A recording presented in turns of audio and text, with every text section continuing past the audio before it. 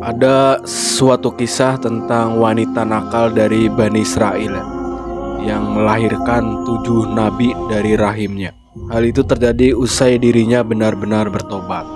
Kisah tersebut diceritakan oleh Ibnu Qudamah, seorang imam, ahli fikih dan zuhud, dalam kitabnya yaitu At-Tawabin, dan turut dinukil oleh Ibnu Watiniyah dalam buku Nisaul Aulia, yaitu kisah wanita-wanita kekasih Allah. Ibnu Qudamah menceritakan wanita Bani Israel tersebut menggoda laki-laki dengan kecantikan parasnya.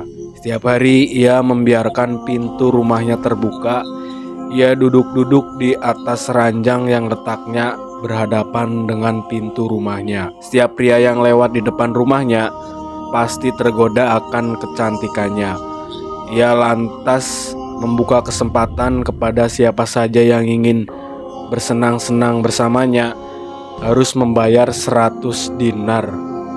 Pada suatu hari, ada seorang pemuda ahli ibadah, orang soleh, yang melintas di depan rumah wanita tersebut. Seperti pria lainnya, si Fulan pun juga tergoda begitu melihat wanita itu. Namun ia lantas berdoa kepada Allah Subhanahu wa Ta'ala supaya menghilangkan hawa nafsunya dari hatinya.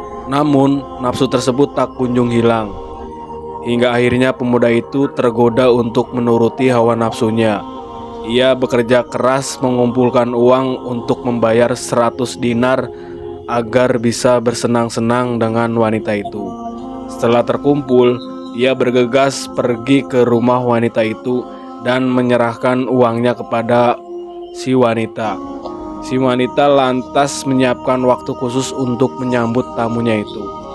Tiba pada malam yang telah ditentukan, pemuda ahli ibadah itu menemui si wanita. Wanita itu pun telah siap segalanya. Ia berdandan dan duduk di atas ranjang yang berlapis emas. Sesungguhnya engkau telah memikatku sehingga aku bekerja keras untuk mendapatkan 100 dinar agar bisa mendapatkanmu. Dengan senyuman hangat, wanita nakal ini itu lantas memintanya untuk masuk. Tak lama kemudian, si pemuda telah tergoda ini mengulurkan tangannya. Namun keajaiban terjadi ya. Allah Subhanahu wa Ta'ala menurunkan rahmatnya dari berkah ibadah serta tobat yang dilakukan pemuda itu. Sungguh Allah melihat perbuatan ini dan melebur semua amalmu, kata pemuda itu dalam hatinya. Seketika ia teringat akan menemui Tuhannya dan berdiri di hadapannya. Ia lantas dilanda ketakutan yang luar biasa. Tubuhnya gemetar dan raut wajahnya berubah. Biarkan aku keluar dari sini dan 100 dinar ini milikmu, ucap laki-laki itu. Melihat keadaan yang aneh ini, wanita bertanya, apa yang terjadi denganmu? Bukankah engkau kumpulkan uang itu untuk bersenang-senang denganku?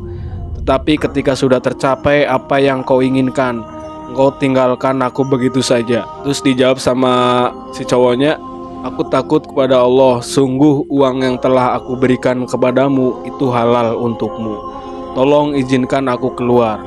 Wanita itu kembali bertanya, apakah kamu tidak akan berbuat apapun kepadaku? Tidak, jawabnya. Kalau demikian maka sungguh tidak ada yang pantas menjadi suamiku melainkan dirimu, ucap wanita itu dengan nada penuh penyesalan dan tobat. Tinggalkan aku, biarkan aku keluar, teriak laki-laki itu dengan tetap memaksa pergi. Lelaki itu mendesak agar bisa keluar sehingga meninggalkan rumah wanita itu. Namun wanita itu tidak mengizinkannya hingga laki-laki itu mau menjadikannya istrinya. Singkat cerita, laki-laki itu pergi dan meninggalkan rumah si wanita dengan penuh penyesalan. Sebelum pergi, ia sempat memberitahu namanya dan rumahnya. Sejak ditinggal oleh pemuda ahli ibadah itu, wanita nakal itu diselimuti rasa takut karena mendapat berkah dari sang pemuda.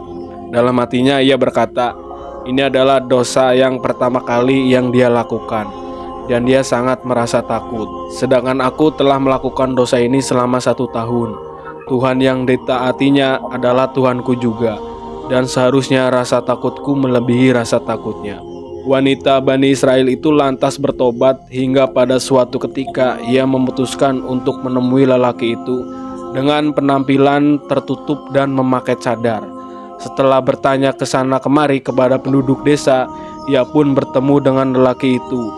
Namun begitu lelaki itu mengetahui bahwa yang datang adalah wanita nakal yang pernah membuatnya tergoda, ia lantas terkejut dan menjerit dengan keras lalu meninggal dunia. Setelah kejadian itu, wanita bertambah sedih. Ia pun bertanya kepada penduduk di sana, "Aku keluar hanya untuk dia dan kini ia telah meninggal. Apakah ada di antara keluarganya yang membutuhkan seorang perempuan untuk dinikahi?" Penduduk desa kemudian memberitahu bahwa lelaki tersebut memiliki saudara laki-laki yang soleh tapi sangat miskin. Ya, ada. Pemuda itu mempunyai saudara laki-laki yang soleh, akan tetapi ia miskin, tidak memiliki harta, jawab salah seorang di antara mereka. Terus wanita itu menjawab, "Tidak masalah, karena aku memiliki banyak harta," ucap wanita yang telah bertobat itu. Singkat cerita, wanita tersebut akhirnya menikah dengan laki-laki soleh itu karena kecintaannya kepada saudaranya.